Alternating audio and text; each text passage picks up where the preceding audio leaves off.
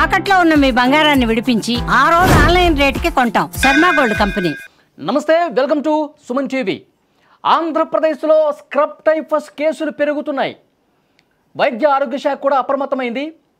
గుంటూరు జీజీహెచ్లో ఈరోజు 2 చనిపోవటం ఆందోళనను పెంచుతోంది. మొత్తంగా గుంటూరు జీజీహెచ్లోనే మృతుల సంఖ్య 3కు పెరిగింది. ప్రత్యేక వార్డు కూడా జీజీహెచ్లో ఏర్పాటు చేశారు. పూర్తి స్థాయిలో అక్కడ మెడిసిన్స్ అలాగే పరీక్షలకు సంబంధించిన కిట్స్ కావచ్చు పెంచే ప్రయత్నం చేస్తున్నారు. వైద్య ఆరోగ్య శాఖ పూర్తిగా అప్రమత్తమైనటువంటి పరిస్థితుంది. అసలు స్క్రబ్ టైఫస్ కేసులు ఎందుకు ఈ స్థాయిలో పెరుగుతున్నాయి, మరణాల వరకు ఎందుకు వెళ్తున్నాయి, తీవ్రంగా కలవర పెడుతున్నటువంటి ఈ స్క్రబ్ టైఫస్ వ్యాధికి సంబంధించి పూర్తి ఇన్ఫర్మేషన్ మనం తెలుసుకునే ప్రయత్నం చేద్దాం.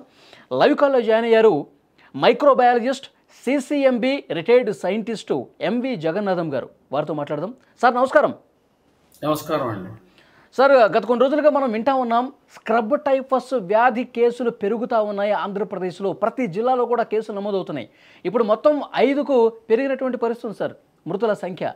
అంటే ఎందుకు ఇంత మరణం వరకు వెళ్తున్న పరిస్థితి? నిజంగా అంత డేంజరా ఈ స్క్రబ్ టైఫస్? ఏం చెప్తారు? ఈ స్క్రబ్ టైఫస్ అనేటువంటిది ఒక బ్యాక్టీరియల్ ఇన్ఫెక్షన్ అండి. ఈ స్పష్టంగా బ్యాక్టీరియల్ ఇన్ఫెక్షన్. ఈ బ్యాక్టీరియా ఎక్కడి నుంచి వస్తోంది, ఎలా మనిషిని ఇన్ఫెక్ట్ చేస్తోంది? ఫస్ట్ ఇది ముఖ్యమైనటువంటి ప్రశ్న. ఇది ఒక నల్లులు, మైట్స్ అని ఉంటే ఒక నల్లుల్లాగా చిన్న చిన్న నల్లుల్లా ఉండేటువంటి కీటకాలు. ఈ కీటకాలు లైఫ్ సైకిల్ మనం చూసినట్లయితే, లైఫ్ సైకిల్ అంటే మనకి జనరల్గా బయాలజీ చదువుకునే వాళ్ళకి గుర్తొచ్చేది ఏంటంటే సీతాకోకచిలుక లైఫ్ సైకిల్ చాలామంది చదువుకుని ఉంటారు. 4 స్టేజ్లు ఉంటాయి. ఎగ్, ప్యూపా, వెమగో అని చెప్పి మొత్తం 4 స్టేజెస్ ఉంటాయి. అలాగే ఈ కీటకానికి కూడా 4 స్టేజెస్ ఉన్నాయండి.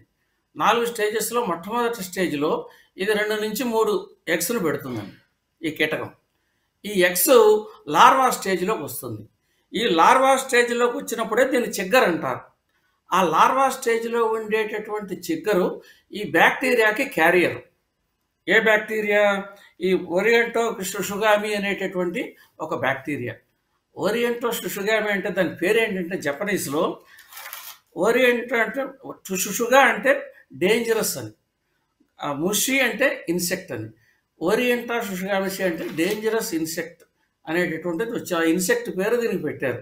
అంచేత దాంట్లో ఈ బ్యాక్టీరియాకి క్యారియర్ కేవలం ఈ లార్వా స్టేజ్లో ఉన్నది మాత్రమే ఇన్ఫెక్ట్ చేస్తుంది. లార్వా స్టేజ్ నుంచి తర్వాత ఇది లింఫ్ స్టేజ్లోకి, తర్వాత అడల్ట్ స్టేజ్లోకి వెళుతుంది. ఈ అడల్ట్ స్టేజ్లోకి వెళ్ళింది కానీ ఎగ్ స్టేజ్లో ఉన్నది కానీ మిగతా 3 స్టేజ్ల్లో ఉన్నటువంటి ఈ చిక్కరు ఏమీ చేయలేదు.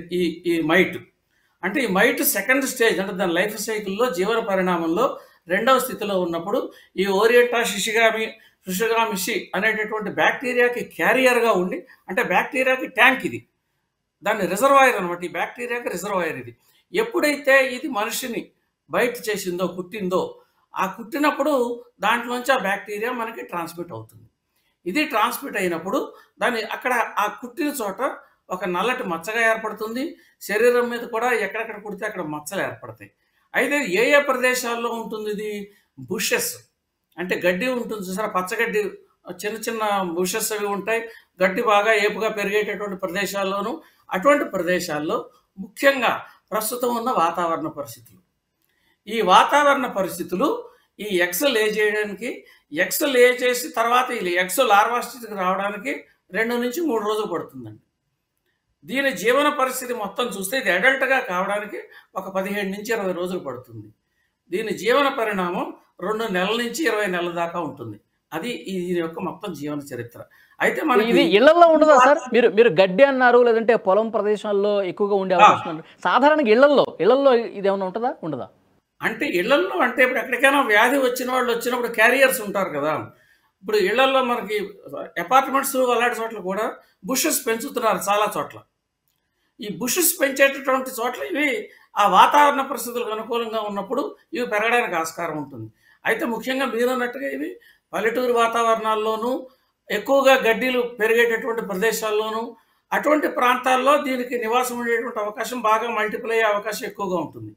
అంచేత అటువంటి ప్రదేశాల్లో వాళ్ళకి ఇన్ఫెక్షన్ సోకేది. కానీ ఇది ఒకసారి ఇన్ఫెక్షన్ ఒకళ్ళకి సోకిన తర్వాత వేరే చోటకి వెళ్ళినప్పుడు ఆ ప్రదేశాల్లో కూడా ఇటువంటి ప్రదేశాల్లో వాటిల్లోకి స్ప్రెడ్ అవుతుంది. అందుకనే ఏం చెబుతారంటే గడ్డి బాగా ఏపుగా పెరిగిన చోట దాని మీద కూర్చోవద్దని చెబుతున్నారు.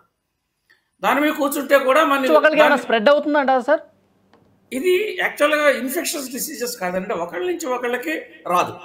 ఇది కేవలం అది కుట్టడం ద్వారా మాత్రమే వస్తుంది. అది ఆ సెకండ్ రిజర్వాయర్ స్టేజ్లో చిగ్గరగా ఉన్నప్పుడు మాత్రమే ఆ స్టేజ్లో బ్యాక్టీరియాకి అది రిజర్వాయర్ కాబట్టి మిగతా 3 స్టేజ్ల్లోనూ కూడా అది ఏం చేసినా మనకేం కాదు. ఈ ఒక స్టేజే డేంజరస్. కాబట్టి ఈ స్టేజ్లో ఉన్న డేంజరస్ మీద కొన్ని ఇన్సెక్ట్స్ కూడా అదే కొన్ని పెస్టిసైడ్స్ అవి వేసి వీటిని నియంత్రించేటువంటి అవకాశం కూడా ఉంది. కాబట్టి అటువంటి ప్రయత్నాలు కూడా చేస్తున్నారు. అలా కాకుండా ఒకసారి వ్యాధి వచ్చిన తర్వాత మాత్రం యాక్చువల్గా నిజం చెప్పాలంటే human host is an accidental host for this. ఈ చిగ్గరకి దీనికి హ్యూమన్ నిజంగా అంత ఒరిజినల్ కాదు. కానీ ఆల్రెడీ ఎప్పుడైతే మనుషుల్లో ప్రవేశించిందో దీనికి అక్కడ అనుకూలమైనటువంటి వాతావరణం ఉండి ఆ అనుకూలమైనటువంటి వాతావరణంలో మనుషుల్లో వ్యాధి క్రియేట్ చేయడానికి బ్యాక్టీరియాని ఈజీగా ట్రాన్స్మిట్ చేస్తోంది. అంచేత ఈ చిగ్గరు బ్యాక్టీరియాని ట్రాన్స్మిట్ చేసి ఆ బ్యాక్టీరియా మనకి ఇన్ఫెక్షన్ క్రియేట్ చేస్తోంది. కాబట్టి మనం ట్రీట్ చేయాల్సినటువంటిది ఆ బ్యాక్టీరియాని. ఒకటి ప్రివెన్షన్ ఎక్కడ ఈ బుషెస్ దగ్గర అక్కడ ఏదైనా పెస్టిసైడ్స్ వేసి వాటిని తగ్గించేటువంటి విధానం ఒకటి చేయొచ్చు. లేదా రెండవది ఆల్రెడీ ఇన్ఫెక్షన్ వచ్చిన తర్వాత ఇన్ఫెక్షన్ వచ్చినప్పుడు యాంటీ బ్యాక్టీరియల్స్ వాడి డాక్టర్స్ని సంప్రదించి సరైన ఎలా ఉంటే ఇది స్క్రబ్ టైఫస్ అని చెప్పి ఎట్లా గుర్తించాలి, వాళ్ళకి ఎట్లా అవగాహన ఎట్లా కల్పించాలి సార్? కరెక్ట్. ఇది చాలా ముఖ్యమైన ప్రశ్న. ఎందుకంటే ఈ జ్వరాలు అనేక రకాల కారణాలుగా వస్తూ ఉంటాయి. ఈ అనేక రకాలుగా జ్వరాలు వచ్చినప్పుడు ఇది ఏ రకంగా జ్వరం వచ్చింది ఎందుకు వచ్చిందని చెప్పి తెలుసుకోవడానికి దీనికి టెస్టులు చేయాల్సి వస్తుంది. ఒకటి మనకి శరీరం మీద ఏమైనా ఒకటి 2 మచ్చలు కనిపించాయి అనుకోండి, ఎక్కువ మచ్చలు వచ్చు, ఎక్కువ చోట కుడితే ఎక్కువ మచ్చలు వస్తాయి, కొన్ని చోట్ల కుడితే తక్కువ మచ్చలు వస్తాయి. ఇది ఒక ప్రిలిమినరీ ఇండికేషన్. మచ్చ తక్కువగా ఉన్నప్పటికీ కూడా ట్రాన్స్మిట్ అయిపోయింది అనుకోండి బ్యాక్టీరియా ట్రాన్స్మిట్ అయిపోయిన తర్వాత బ్యాక్టీరియా మనిషిలో అది మల్టిప్లై అవుతుంది. ఇంక ఈ చిగ్గరతో సంబంధం లేదు, ఇది గుట్టేసి వెళ్ళిపోతుంది. ఇది గుట్టేసి వెళ్ళిపోయిన తర్వాత ఆ బ్యాక్టీరియా మన శరీరంలో మల్టిప్లై అవుతూ ఉంటుంది. కాబట్టి మనం ట్రీట్ చేయాల్సింది ఆ బ్యాక్టీరియాని. ఒకటి చిగ్గర్ని ప్రివెంట్ చేయడం ద్వారా అవుట్ సైడ్ ఎక్స్టర్నల్గా ఉండేటటువంటి ఈవెంట్స్ని మనం దాన్ని ఎక్స్టర్నల్గా ఉండే చిగ్గర్ని దాని పెరుగుదలను నిరోధించడము, దాన్ని నియంత్రించడం ద్వారా కొంత ప్రయత్నము. లేదా అది ఆల్రెడీ వచ్చింది, ఇప్పుడు మనం మొదటి దాంట్లో పెడితే సరిపోదు, రెండవ దానికి వచ్చింది కాబట్టి దీన్ని ఎలైసా టెక్నిక్స్ అని ఉంటాయండి. ఎలైసా టెక్నిక్ అని ఆ టెక్నిక్ తోటి ఆ కిట్స్ అవైలబుల్గా ఉంచుకుంటే ఈ స్క్రబ్ టైఫస్ని గుర్తుపట్టడానికి ఈజీ అవుతుంది. ఆ ఎలైసా టెక్నిక్ ద్వారా ఇది స్క్రబ్ టైఫస్ ఫలానా బ్యాక్టీరియాని కూడా స్పష్టంగా చెప్పడానికి అవకాశం. ఇప్పుడు ఒక బ్యాక్టీరియా వల్ల మరణించే అంత పరిస్థితి ఎందుకు వస్తుంది సార్? ఎందుకు వస్తుందంటే ఈ బ్యాక్టీరియా ఏం చేస్తుందంటే ఒక కుట్టిన వెంటనే మనకేం తెలియదండి. కనీసం ఈ వ్యాధి సోకడానికి మన శరీరంలో ఈ ఇంక్యుబేట్ అయ్యి ఈ బ్యాక్టీరియా గ్రో అవడానికి ఒక 7 నుంచి 10 రోజులు పడుతుంది, వారం రోజుల దాకా పైనే పడుతుంది.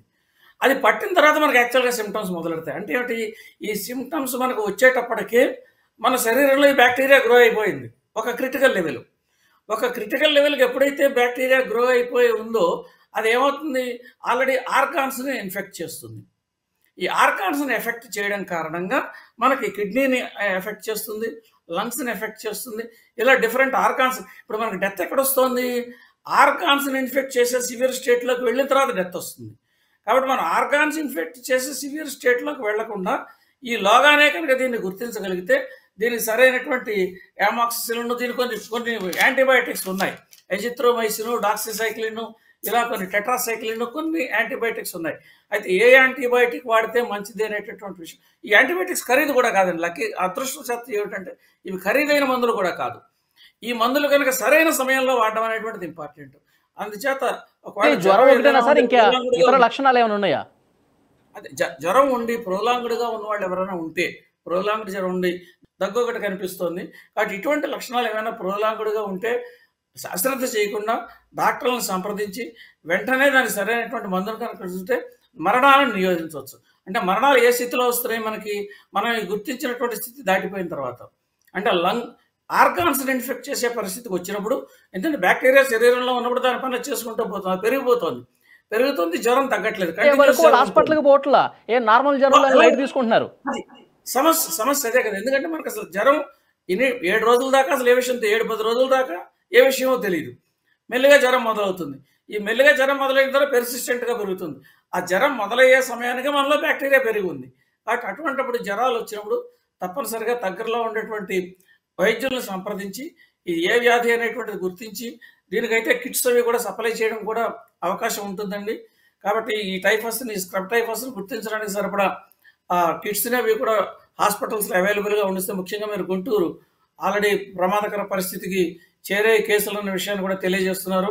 మరణాలు సంభవించింది అంటే తప్పనిసరిగా మనం దీని మీద కావాల్సినటువంటి కిట్స్ ఇప్పటికే ఆరోగ్య శాఖ ద్వారా వివిధ కేంద్రాలకు పంపించి కొన్ని కిట్స్ కనుక అవైలబుల్ చేస్తే, ఈ జ్వరం వచ్చిన వాళ్ళు ఏ జ్వరం అన్నది నిర్ధారణ చేసి వెంటనే కనుక ట్రీట్మెంట్ చేస్తే క్యూరబుల్. ఇది పూర్తిగా డెత్ దాకా పిల్లల్లో ఎలా ఉంటుంది సార్? ఎఫెక్ట్ ఏమైనా ఎక్కువ ఉంటుందా చిన్నపిల్లల్లో? చిన్నపిల్లల్లో ఎఫెక్ట్ ఉంటుంది, ఎందుకంటే వాళ్ళు తట్టుకోలేరు. చిన్నపిల్లలు 60 years అబవ్ ఉన్నవాళ్ళు, వీళ్ళు ఎంత త్వరగా సంప్రదిస్తే అంత మంచిది. కాబట్టి దీని మీద ఏ విధమైనటువంటి అశ్రద్ధ చేయకుండా ఈ రోజుల్లో జ్వరాన్ని, ముఖ్యంగా ఇది ఇంక్యుబేషన్కి వాతావరణ పరిస్థితులు చాలా అనుకూలంగా ఉన్నాయి. దీని త్వరితగతిని సరైనటువంటి కిట్స్ వివిధ ఆరోగ్య శాఖల ద్వారా వివిధ కేంద్రాలకు కనుక పంపిస్తే, ఇప్పుడు విశాఖపట్నం చెబుతున్నారు, అక్కడ వేరే చిత్తూరు జిల్లాలో కూడా చెబుతున్నారు, ఇలా కొన్ని వేరే జిల్లాలో కూడా. అంచేత ఇవి సాధారణ పరిస్థితులు మనకి ఎక్కడెక్కడైతే గుర్తించామో ఆయా కేంద్రాలకు ఎంత త్వరగా కిట్స్ పంపిణీ చేస్తే అంత మంచిది. ఎందుకంటే స్ప్రెడ్ కాకుండా, ఎక్కువ మందికి రాకుండా ప్రివెంట్ చేయడానికి అవకాశం ఉండే దానికి సరైన చర్యలు తీసుకునే ఆస్కారం అయితే ప్రస్తుతం ఉందండి. చాలా మంచి ఇన్ఫర్మేషన్ అందించారు ఎంవి జగన్నాథం గారు. Thank you very much sir. నమస్కారం. అది స్క్రబ్ టైఫస్ కేసులు పెరుగుతున్నాయి, మరణాల సంఖ్య కూడా పెరుగుతుండటంతో ఆంధ్రప్రదేశ్లో ఒక భయం అనేది కనిపిస్తుంది. వైద్య ఆరోగ్య శాఖ కూడా పూర్తిగా అప్రమత్తమైంది. ఎక్కడికక్కడ కిట్స్ కావచ్చు, మందులు కావచ్చు అందుబాటులో ఉన్నాయి. సో వైద్య ఆరోగ్య శాఖ క్లియర్గా ఒక అవగాహన కల్పిస్తోంది. జ్వరం ఉంటే 2-3 రోజుల కంటే ఎక్కువ జ్వరంతో బాధపడుతుంటే మీరు నిర్లక్ష్యం చేయొద్దు, హాస్పిటల్కి రండి, స్క్రబ్ టైఫస్ టెస్ట్ చేస్తారు, అది స్క్రబ్ టైఫసా కాదా నిర్ధారిస్తారు, అయితే కనుక దానికి మందులు కూడా అందుబాటులో ఉన్నాయని చెప్పి అవగాహన కూడా కల్పిస్తున్నారు. సో ఎవరు కూడా నిర్లక్ష్యం మాత్రం చేయొద్దు, ప్రాణాల మీదకి తెచ్చుకోవద్దు. Thank you.